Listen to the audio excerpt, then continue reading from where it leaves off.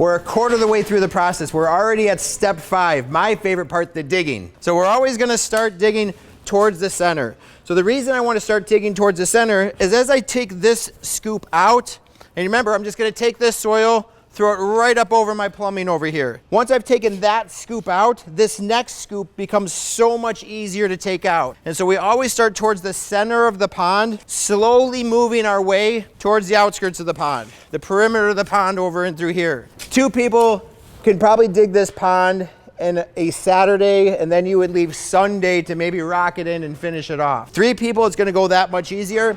4 people, too many. You're not gonna get 4 people inside of this area. So the 3 of us now are just gonna slowly start excavating. And the key is to go down a complete shovel's depth. So everybody digs exactly at the same depth, 1 shovel all the way down. We're gonna continue that process all the way to the outside, the perimeter of the pond. Once we've dug out the first shelf, we'll come and clean it up, and then we're gonna mark out our second shelf a little bit later. So I think this is a perfect time to just kind of reconfirm why we set the biofalls and hook up the plumbing first. As this soil comes out of the pond and we slowly start creating that berm, the last thing we would wanna do is later come back, have to dig through all this soil to bury the pipe, have to dig through all that soil to set our biofalls.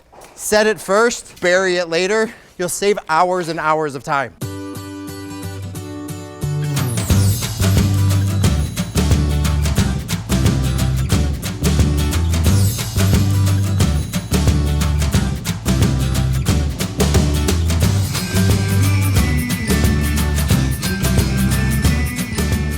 All right, so we finished excavating our first shelf. And remember what we talked about before, the first shelf goes down about a shovel's depth. Your average spade is somewhere around 10 inches deep, and we wanna go down a full spade all the way down, which usually leaves you around 8 to 9 inches of excavation. Because this soil was pretty soft, we got down a little faster than we thought. But now we wanna start marking out our next shelf. But before we do that, we also wanna make sure we took this shelf down deep enough. We're looking for this first shelf to be someplace between 6 to 8 inches below water level. The easiest way to do that is with some of these really simple tools I have here. I've got a 2x4 and a 4-foot level. I really recommend getting a 4-foot level, maybe even a 6-foot level if you can. But if you have a 4-foot one, that'll work just fine. So what I want to do is establish a water level. And the easiest way to establish a water level is when you have a situation like this. When I have a patio to work off of over here. So I don't want my water level to come right up to the top of the patio because then I'd be flirting with having a leak. I want to set my water level about 3 inches lower than that. So if I take my 4-foot level and I come across here, I'm going to take my tape measure. If I said I want my water level 3 inches lower than that, and I want this shelf to be someplace around 6 to 8 inches deep, meaning not from the patio height, but 6 to 8 inches of water, I take my 3 inches plus 6. I'm looking for this to be about 9 inches below the bottom of this level here. So I get this level, I set up my tape, there's 9 inches. I'm actually at 10.5 inches, which is okay. That puts me into that 6 to 8 inch level. That's actually great. And the whole purpose for this first shelf, there's a couple reasons. One is for stability. So as I'm stacking my rocks, I'm not stacking straight up a vertical wall all over the place. I'm staircasing this a little bit. The other purpose for this shelf is all my marginal plants love that water depth, someplace around 6 to 8 inches. These are your irises, your pickerel rush, your sweet flag, dwarf cattails, stuff like that. So once I've got this set, I know I'm good. The other thing I want to do is make sure this is 6 to 8 inches all over the place. Just because it looks flat doesn't mean it is. I could tell that this yard was slightly sloped this way, and as Ed, Colleen, and I were digging in here, we knew we had to take this side down a little bit easier. So the easiest way to do that, set up your 2x4, get this guy level, pretty close, drop that down a little bit. Now that I know this is level, I can come across here, and I want to make sure that from here to here is roughly, what do we say, 9 inches? And I'm the same, I'm about 10.5. So now I know that this shelf is 6 to 8 inches all the way down below water level. And then you just take this and you're gonna move it around. You're gonna check over here, you're gonna check here, and you're gonna check over in here. Once we've done that, we're good. A challenge would be to dig your deep spot first. Remember, we wanna take this pond somewhere around 18 to 24 inches deep. What I wouldn't wanna do is start with my deep hole in the middle and then work our way back out. start with getting this whole thing nice and flat. That way I can visualize where I want those next shallow shelves. I'm gonna want more of those shallow shelves on the back side. Remember, the purpose for them is for aquatic plants. I don't want to put a bunch of tall aquatic plants up in the foreground. That's gonna block the view off my patio. I really want them more in this area. I also want a shallow shelf in front of my skimmer box because it'll make it easier to disguise this a little bit later. So I'm gonna grab my marking paint and mark out this next shelf. So we can kind of come like this. Remember right in here, I wanted to get that rock that kind of protruded out a little bit, accentuating this curve that much more. So I want to leave a little bit of extra real estate to get a bigger boulder right in here. I definitely want to leave a shelf in front of my waterfalls. It's so much easier to build up a waterfall when you're only stacking rocks from 6 inches underwater rather than 18 to 20 inches below water. So I'll come in like this. And then I'm probably just going to come in like that. Notice this area, I'm keeping it deep. So from my patio, it's gonna go straight down to the bottom of my pond. That'll encourage fish to come right up close to the viewing area over here. Every place else, I've got a shelf. Now we'll start excavating this area. Again, all of this soil goes up to help aid in the bigger berm. And then we're about ready to start putting fabric and liner in here. So again, notice how Ed and I are digging this. We started in the middle and we're working our way out. The other reason we want to do that is if I were to start here digging this way, I back up and eventually I get into his space a little bit, right? By doing this, everybody stays out of everybody else's space and it makes it that much more efficient. So as Ed and I dig here, we took the first shelf down a single shovel's depth, which took us down about 8 to 10 inches. We're going down again another shovel's depth, which will take us down around another 8 to 10 inches. So our final depth on this pond is gonna be someplace around 18 inches deep. So of course we could go deeper. We have the liner to actually go deeper. We could go down 2 feet, which would be another shovel's depth. On these smaller type projects, as we create these shelves, we start running out of a lot of real estate for our rocks to hide those vertical walls. By the time we start camouflaging those vertical walls, the area left in the bottom is no bigger than a 5-gallon bucket. It just looks ridiculous. We'd rather see more space than a quarry type looking water feature down at the bottom.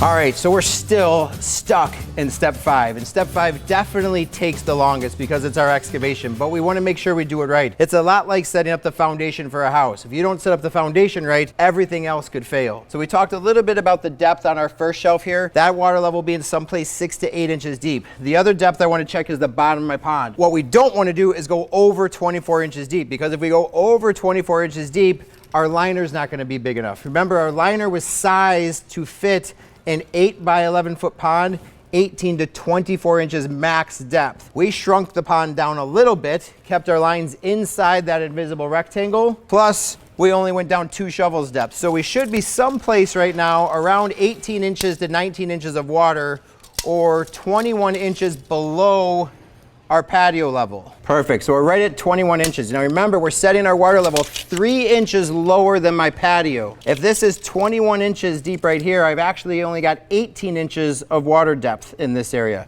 By the time I put my gravel on the bottom, and we're gonna put just enough gravel to hide that area of liner on the bottom, by the time I put that gravel down there, we'll probably be closer to like a 16-inch deep pond. Now, of course, you can go deeper if you want to.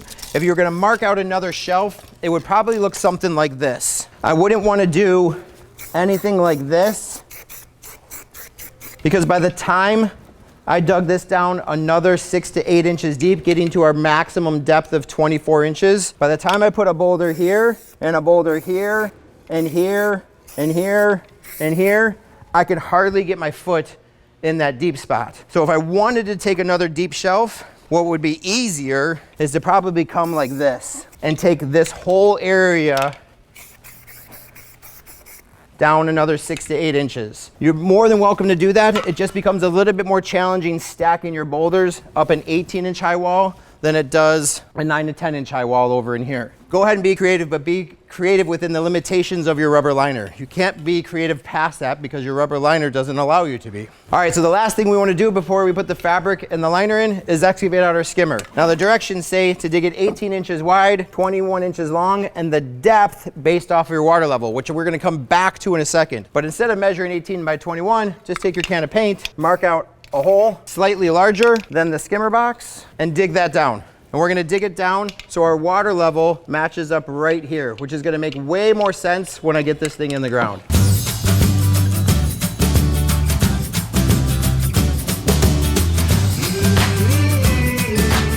So we've got our hole excavated for our skimmer box. Remember, this is the part that holds the pump and sucks in all of our leaves. We wanna set the water level right here. And right here is about an inch below the top of this opening here. If I dig my hole too deep and my water level comes all the way up to here, what's gonna happen is when I turn on my skimmer box, all that wind-blown debris that falls on the surface of my pond is just gonna get waterlogged and fall to the bottom, because no longer am I pulling surface water at this level, I'm pulling water from below the surface.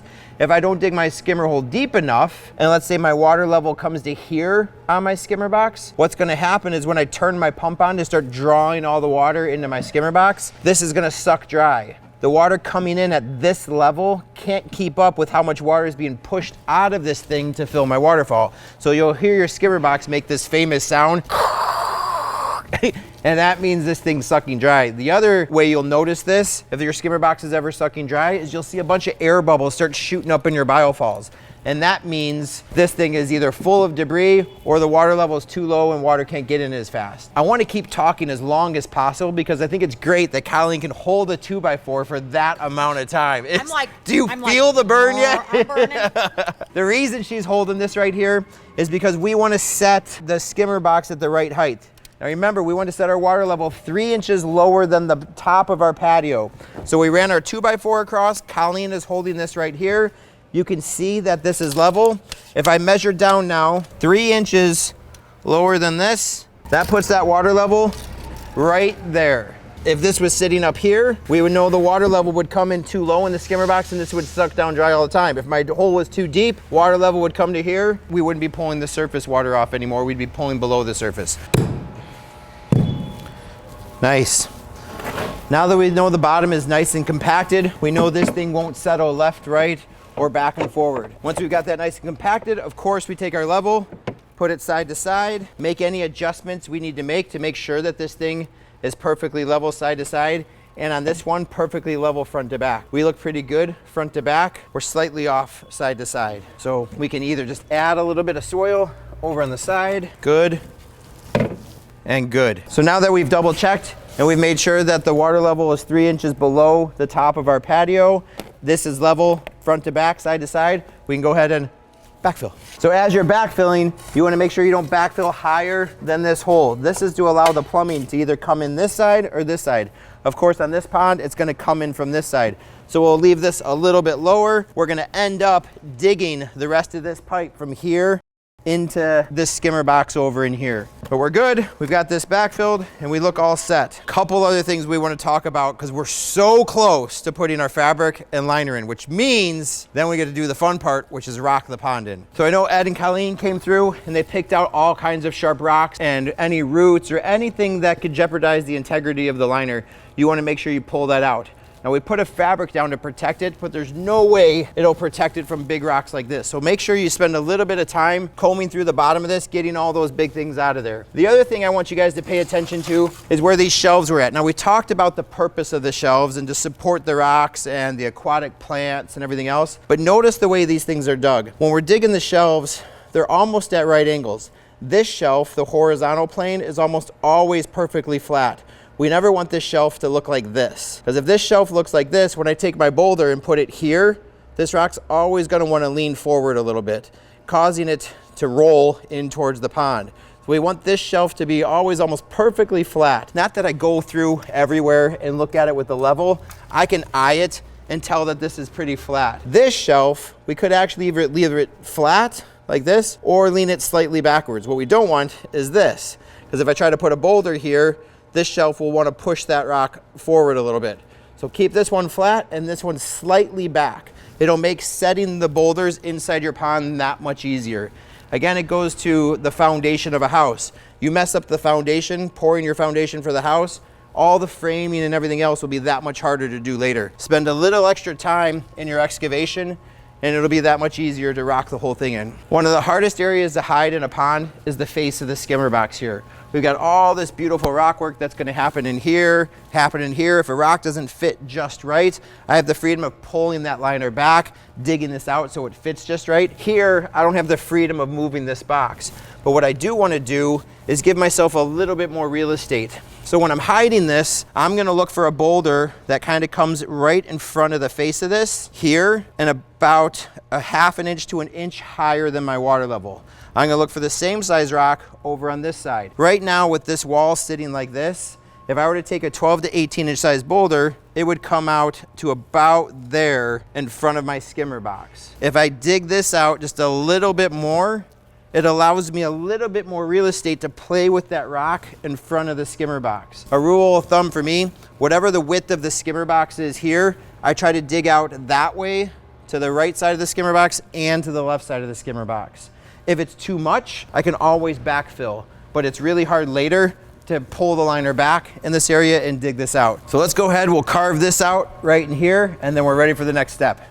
Underlayment and liner. So Ed's trimming down the plumbing right now. One of the things we talked about when excavating the pond is just to take all of that soil, throw it up and bury the plumbing. Now at a certain point, it gets a little weird just to bury the plumbing over here because we don't want just this weird ridge over the top. In fact, right in here, I would like to dig this back and flatten this off a little bit, getting this section in here a little bit closer to my water level, which means this pipe from this level to this level should be trenched to go into that hole right there. So I'm gonna dig a small little channel or a trench and bury that thing down roughly about 6 inches, 4 inches below the surface of the soil here. You can see as Ed bent that, how easy it is to bend that. That's why they call it kink free. He was able to bend that up pretty easy.